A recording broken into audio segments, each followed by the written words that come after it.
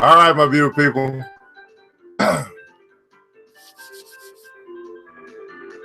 couldn't find no couldn't find no church music. I had to find something, find a little musical. Hopefully I don't get banned for this. You know, Facebook be tripping. Anyway, thanks so much for tuning in, man. It's ERGJ, Certified Financial Educator, and we are here with Church Without Walls, and we're going to be going through Proverbs chapter 4. And so our task is to read a proverb a week, you know, and this is kind of where I started in my journey of going through the Bible. I've actually have read the Bible. Most people haven't. But I started in Proverbs, and basically it's 31 Proverbs, and I was like, I can just read a proverb a day. That's what I used to do. But I've also found that by just going through it, that there was a lot of principles or wisdom that you can derive just from Proverbs itself. So I said, well, again, I'm going to continue to share some of the things that have changed my life, and hopefully, you know, it's something that'll change yours as well. So I'm going to be going through Proverbs chapter 4 today. What's going on, Justin? Thanks so much for joining. Cookie's in the building. Bernice is in the building as well. Now, of course, this episode is brought to you by True Detergent. That's right. True can sponsor this as well. We're a black-owned and manufactured company right here in Atlanta, Georgia. We're doing free delivery to your doorstep in Atlanta. You give us a call at 678-851-2400, 678-851-2400. A 101-ounce bottle for $15. That means 15 cents per wash. And here's the deal. You're going to wash your clothes anyway. So why not give your brother and sister a try? Why not practice what you preach and let your dollar circulate in your very own community by switching to True? True Detergent. Make the switch. Now, of course, True is also looking to expand as well. So there is a campaign, and today's Sunday. And the thing is, you're going to give. So why not give to something that can actually grow and help bring something back to our community, which is jobs and opportunity. So True is looking to expand to offer clear or fragrance-free detergent and also fabric softener. So you have the opportunity today to actually make a donation to help them reach their goal. And I'm saying this, guys, help them, help us, help them so they can help us. So if we help this company to grow, and it's going to actually bring some economic solutions to our plight, so quote unquote, then why wouldn't we do that? Every other group supports their own but us. And I'm putting the charge out to say, hey, we have the opportunity to do that. So why not a little pitch in whatever way that you can? $5, $10, $25, it doesn't matter. Whatever you can give. If you can give, whatever you can give. And we read last week and said that, you know, never walk away from someone who deserves help. Your hand is God's hand for that person. I would say also your hand is God's hand for that business, because that business has people that works for it as well. Anyway, we're going to be going through Proverbs chapter 4. I just wanted to give you the opportunity to give, and give to some good ground that can actually make a difference in our community. What's going on, Miss McLam? How are you? So Proverbs chapter 4, man, your life is at stake. Your life is at stake. Listen, friends, to some fatherly advice. Sit up and take notice so you'll know how to live. I'm giving you good counsel. Don't let it go in one ear and out the other. When I was a boy at my father's knee, the pride and joy of my mother, he would sit me down and drill me. Take this to heart. Do what I tell you. Live. Sell everything. Sell everything and buy wisdom. Forage for understanding. Don't forget one word. Don't deviate an inch. Never walk away from wisdom. Never walk away from wisdom. She guards your life. Love her. She keeps her eye on you. And above all and before all, do this. Get wisdom. In the comments below, I'd like you to put get wisdom. Obviously, this chapter is all about us getting wisdom. Don't walk away from wisdom. Tell us to sell everything and buy wisdom. It's telling us to do everything that we can to get wisdom. There must be something to this thing called wisdom. It must be important if they continue to tell us to get wisdom. It must be something that we actually can have. We can get wisdom. It wouldn't be telling us that it's something for us to go get if we could not get it. Get wisdom. Write this at the top of your list. Get understanding. So I want you to also write get understanding. So get wisdom, get understanding. You want to understand what it is that you know, and you want to apply what it is that you know. So you need to get wisdom, and we also need to get understanding. How many guys actually have an inkling or something? Like you kind of know something, but you don't truly understand it. I think I was talking to Justin earlier, and he was like, hey, you know, what's going on with real estate stuff? And I was like, hey, you want to probably get some land? He was like, well, hey, can you help me understand it a little better? So I was trying to help him to understand it a little bit more, right? So he was getting understanding. right? So there's nothing wrong with asking questions, right? We've been taught, I've been taught my whole life, like, stop asking so many questions. And now that I'm older, I'm saying, no, start asking more questions so that you can get understanding, right? So get wisdom. And then at the top of your list of things that you want to get understanding. Throw your arms around her. Believe me, you won't regret it.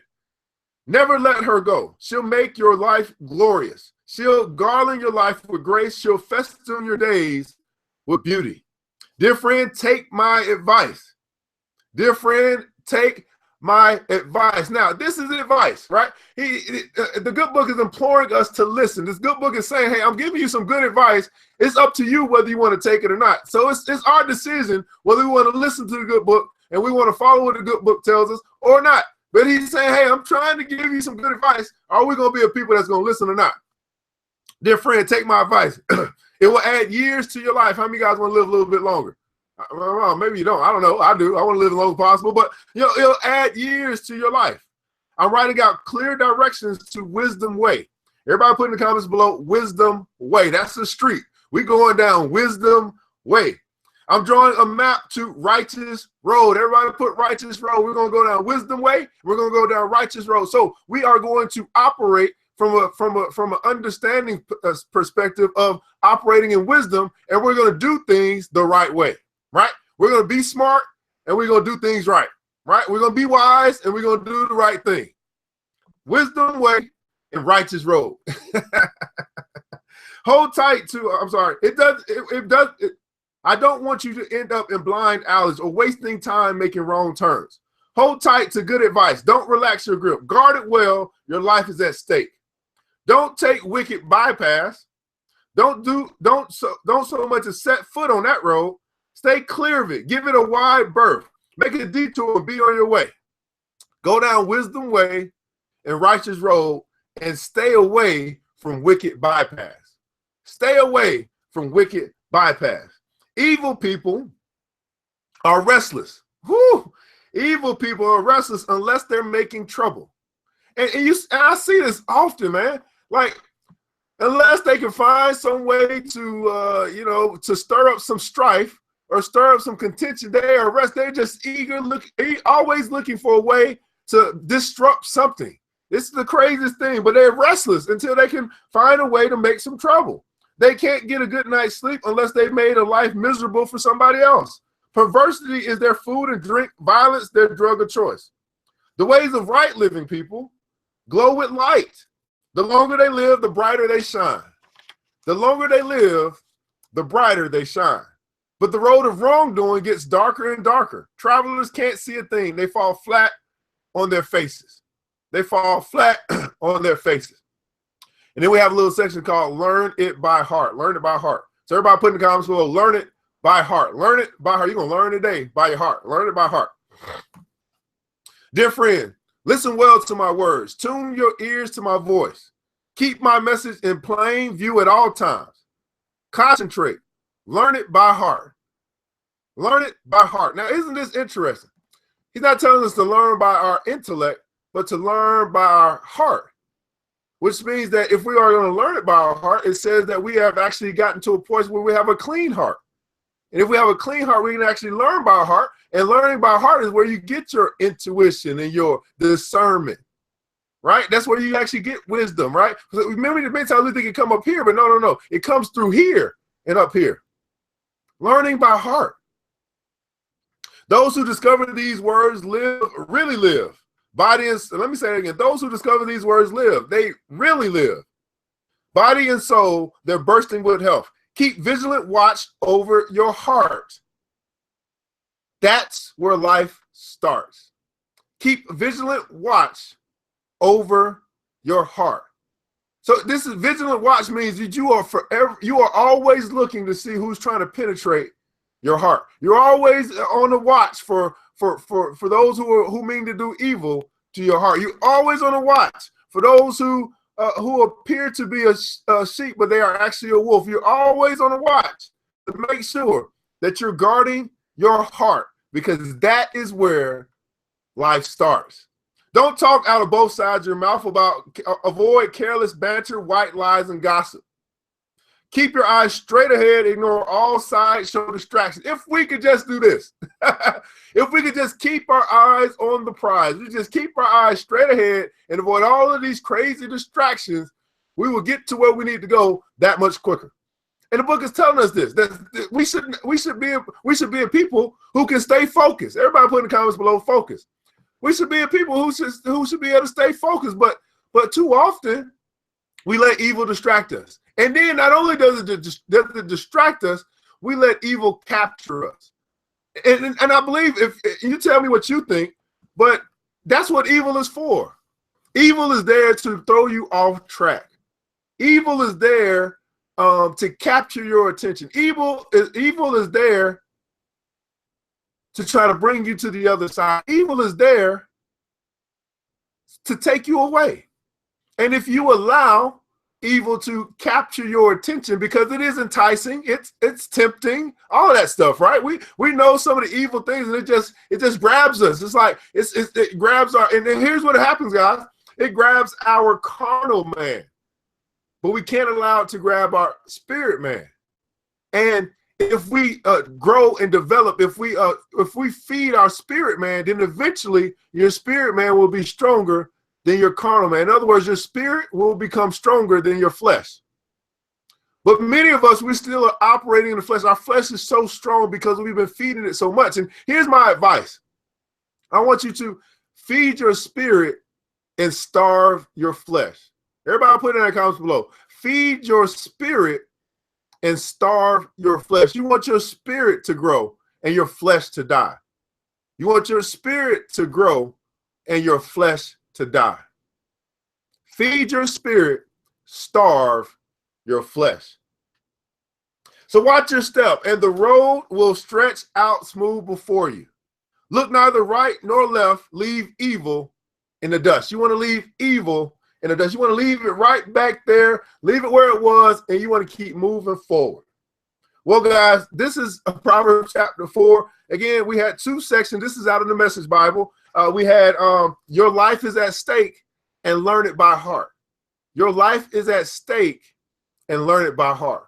So hopefully you'll feed on this wisdom. Hopefully you'll feed on this chapter, and that's going to help you to feed your spirit. And as you're doing that, you're automatically starting to starve your flesh. So my task to you is to read Proverbs chapter 4 every day for the next 7 days. When you wake up, and if you get a chance before you go to bed, just read it every day, the same thing. You want to chew on it and chew on it. And then whatever Bible that you got, whatever NIV version that you have, just read that version and see what the good book has to say to you. See what the good book is trying to, what words are trying to capture your attention. Because the words in here, there actually are good words. The words in here actually does give you some good advice. The question is, will you listen and will you follow? Will you get wisdom? And then also, will you get understanding? Well, guys, this is ERGJ, and actually, on Sundays, I'm Brother E, because this is Church Without Walls. And I truly believe that at the end of the day, the church is in us, right? I don't necessarily have to go to a building to have church, because I'm here with other people who are saying, hey, we're like-minded. Hey, we might believe the same thing, but we can come together. And it says, but two or three are joined together in his name, there he is. So we can meet and connect no matter where we are. And that's the wonderful thing about people, is that we can connect no matter where we are. So hopefully you took something from today. Hopefully you'll follow these steps and do the things necessary over the next 7 days till we get to chapter 5, so you can grab all that you need to grab from chapter 4. You have the opportunity to make a donation, guys, and that donation, that's not to some church or some organization. The donation I'm asking you to make is to a company that's actually looking to grow. And that is true. That's the True Products brand. They're looking to add new products to bring to the market, to bring value to the market, but then also to expand so they can bring more jobs to our community. And we say all the time, we can complain all we want about how many churches are in the community, how many drugstores are in liquor stores in the community, how many Waffle Houses are in our community, how many whatever. But then when we have an opportunity, and I would say even the obligation to make that difference, why not take it? Every other community does it but us. And I'm saying we have a monumental opportunity in front of us if we could only see it as such. Well, this is Brother E with Church Without Walls. You guys have a plum pleasing day, and I look forward to seeing you guys next week as we go through chapter 5. Have a great day. Enjoy your week.